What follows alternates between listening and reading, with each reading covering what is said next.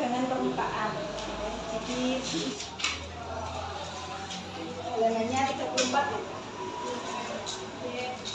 Untuk tegangan permukaan, coba kalian lihat, bisa kalian hasil itu apa ya? Kecenderungan permukaan cair untuk merenggang sehingga permukaannya seperti ditutupi oleh suatu lapisan elastis. Contohnya apa ya? Contohnya misal ada seekor nyamuk hinggap di air. Nah, kenapa dia kok iso nempel kakinya tapi tidak tenggelam?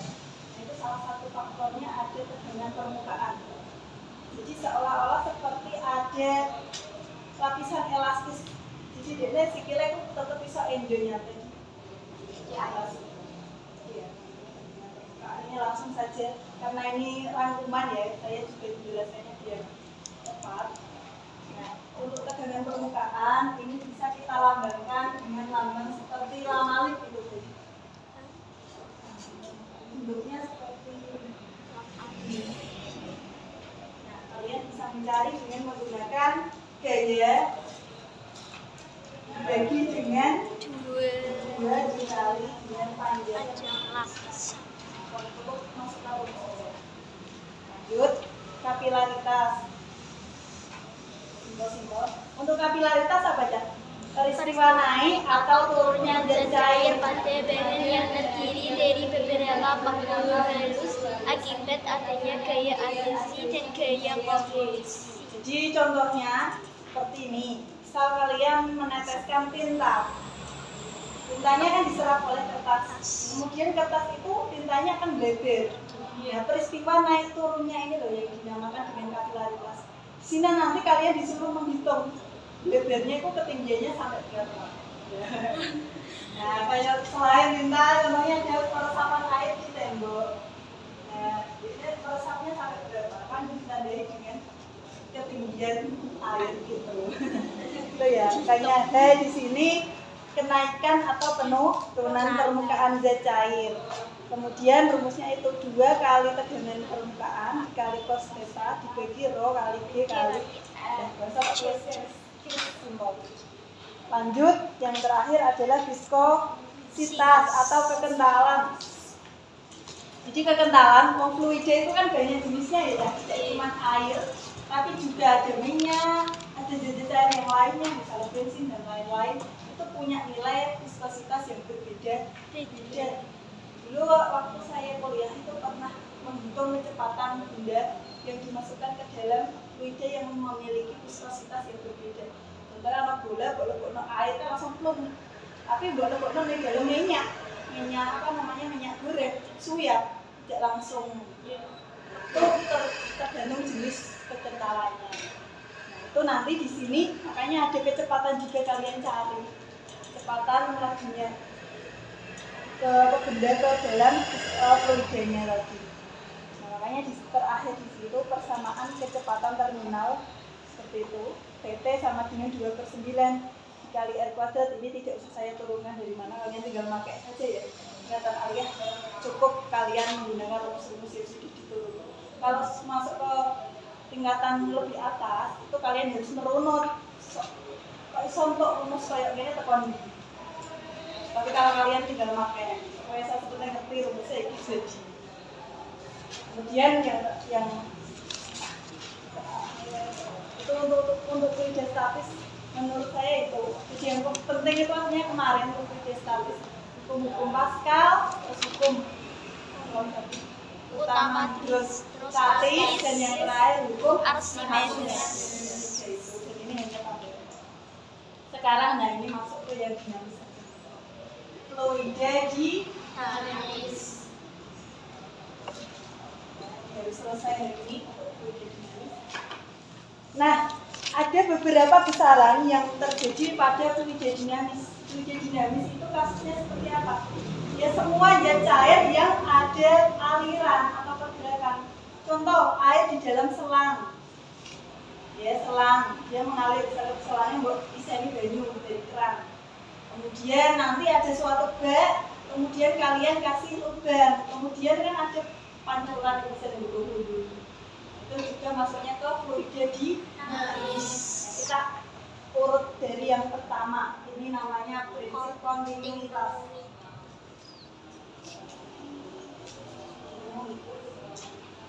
Kontinu itu langsung terus. Maksudnya apa? Ini biasanya terjadi ketika air di dalam pipa, yang mana pipanya biasanya sambungan. Sisi pipa gede bersambung dengan pipa cilik. Makanya yang ngono kok kayak ono botol itu ya. Bisa saja ada air terus itu tidak ketok gitu, tapi kita hanya mengambil sampel segini saja itu. Nah, sebelum masuk ke kontinuitas, kalian nomor 1 harus tahu debit. Debit itu apa ya? Banyaknya fluida yang mengalir melalui penampang setiap satuan waktu. Banyaknya fluida yang mengalir Melalui satuan penampang. waktu. Jadi ini biasanya itu dihubungkan kalau nang berita-berita ada banjir ya, debit air di sungai. Nah, itu ya sering mendengar ya. Ya itu divisikan bisa kita artikan sebagai banyaknya fluida yang mengalir tiap satuan waktu. Debit ini kita lambangkan dengan lambang I. Nah, makanya debit ini banyaknya fluida itu kita tulis dengan apa ya? Banyaknya fluida yang mengalir, berarti ada aliran, ada pergerakan atau banyaknya itu kita artikan dengan volume. Misalnya di dalam sebuah pipa atau di sepadan yang mengalir tiap satuan waktu, jadi volume dibagi dengan waktu namanya. Atau kalau dia ini misalnya berada dalam bendungan atau waduk atau yang lain itu. Tapi kalau berada dalam pipa, nanti kita bisa mencari debitnya, itu tinggal kalian cari A luas penampang pada selang dikali dengan V. V yang ini beda dengan V yang tadi, ini adalah kecepatan aliran. Jadi bisa kalian cari dari ini ataupun ini. Ya. Nah, sekarang kontinuitas. Karena kontinuitas ini berkaitan dengan debit. Dia artinya apa? Kalau tadi debit ini kan luas penambang dikali kecepatan itu ketika selangnya satu, jadi kalian cukup mencari debitnya. Tapi kontinuitas itu misal kayak gini ya, ada sebuah pipa yang satu itu penambangnya besar, kemudian disambung dengan pipa yang penambangnya kecil. Nanti kontinuitas itu kita bisa mengartikan bahwa debit di sini ataupun di sini itu sama. Jadi tidak bergantung pada besar kecilnya selang. Semakin kecil otomatis nanti ya kecepatannya semakin besar. Jadi debitnya tetap podo. Gagal kan yang dalam selang, misalnya data kok cincin langsung jedar kan ya, debitnya akan tetap bisa masuk atau mengalir. Kalau ada yang jebol kecuali mampet kan sebelah tapi sebentar, kalau dia kan tetap bisa mengalir terus. Maka kontinuitas itu seperti itu. I di I1 ini di I1 akan sama dengan I. Dia di sini punya penampang atau A1. Di sini juga punya penampang A. Kemudian dia mengalir, berarti punya kecepatan aliran atau V1 yang di sini punya kecepatan aliran juga V2. Makanya Q1 sama dengan Q2 atau kita jabarkan menjadi A1 kali V1 sama dengan A2 kali V2. Inilah namanya persamaan kontinuitas. Ayo, lanjut. Nanti soalnya terakhir. Asas Bernoulli.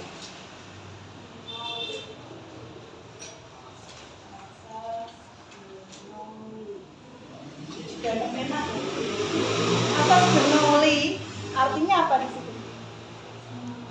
Jumlah tekanan, energi kinetik persatuan volume, dan energi potensial persatuan volume selalu bernilai sama pada setiap titik sepanjang garis arus. Ini juga hubungannya sama fluida dinamis. Misal ada selang dari atas ke bawah. Biasanya yang berada di dataran tinggi kita alirkan ke dataran rendah.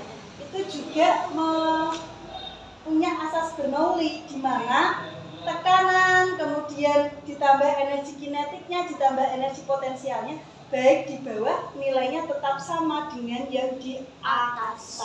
Nah itu, jadi hanya mengkaitkan yang bawah sama yang atas itu ternyata sama. Nah, bisa kita tuliskan. Jadi saya gambarkan.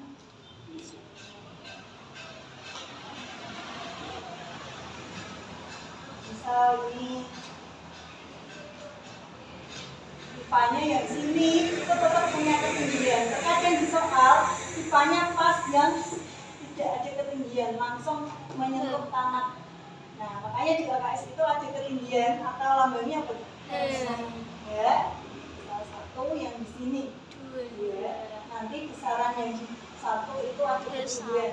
Ada satu, kemudian airnya mengalir, ada V1 kecepatan, kemudian ini sama penampal tadi A, satu apalagi nah, ini tekanannya masuk, ini ada P1 itu ada berapa, kemudian yang kedua juga sama, dia memiliki ini semua P1 A1 P2 P2 A2 yang sama itu bukan masing-masing bagiannya ya.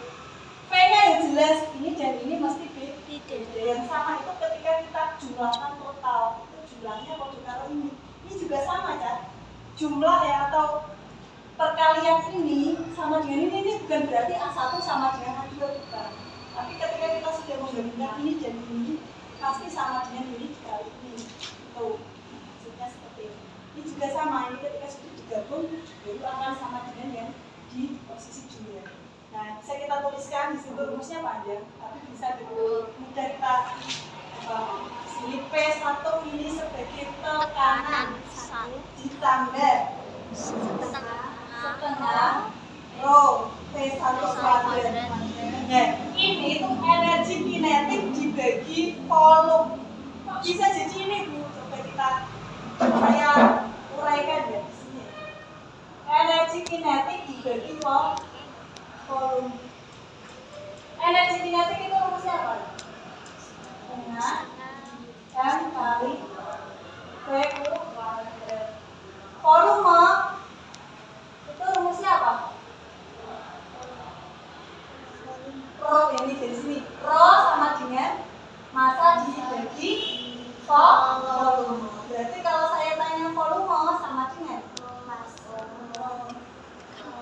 massa dibagi dengan rho. Berarti volume apa ya? Massa dibagi dengan rho. Berarti sama seperti ini. Ini masih pembagian yang bertumpuk setengah kali M kali V kuadrat kali rho. Rho dibagi massa. Setengah V dibagi rho.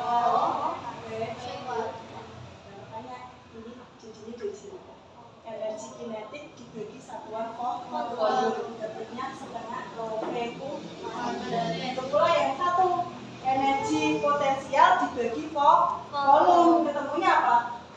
Rho G EP dibagi volume. Kalau mau EP rumusnya apa aja? M kali G. Volume rumusnya apa? Massa dibagi rho. Kemudian M